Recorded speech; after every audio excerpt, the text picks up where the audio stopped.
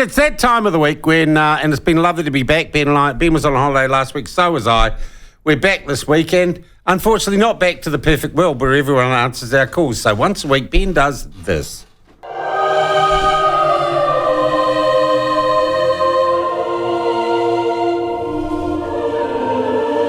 Yes, thanks, Sean. Yep, it is nice to be back, and it's nice to be back in the world of people ignoring me and ignoring my emails and my calls and my texts. The big story this week, in my view, was the mass misreporting of an Ipsos poll that had support for some form of capital gains tax at 65% of New Zealanders.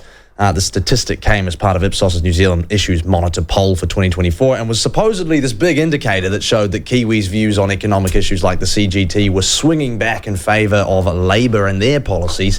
The problem was, as we exposed on this program, the report didn't reveal a majority support for capital gains tax in New Zealand at all. The 65% statistic was how many people supported the CGT in one or more of the provided scenarios, and when you looked into it further, you found 85% respondents actually didn't support it in one or more of those same scenarios. So as we mentioned earlier this week, it's a poll that could just as easily be read as showing a below majority support for a capital gains in New Zealand as it could be the other way around. But the media in this country has been obsessed with a capital gains tax for quite some time now, and were clearly giddy at the chance to put this information out there, even if it wasn't true. Ipsos refused to answer when I asked them whether they thought the figures were misleading or whether it was disingenuous for the media to be reporting it like it showed a definite majority support in New Zealand for a capital gains tax, nor would they commit to asking media to correct their stories to more accurately reflect their figures. They refused as well to be interviewed by us, and as far as I can tell, no media has corrected or amended their headlines on this story to be more accurate. And I think this story is a big deal. I think it's a big deal because it's a perfect example of how the game of fast and loose can be played with information and statistics via the media, and stuff like this can be influential in an election years and it probably happens quite often and more than we think. So Ipsos, you should probably have spoken to people rather than quietly admitting your poll actually showed nothing via email and then running away. Next up, there's been a new study into violence against LGBTQ plus people out of the New Zealand Policy Research Institute, whatever that is. And apparently it makes for grim reading and undermines New Zealand's inclusive reputation.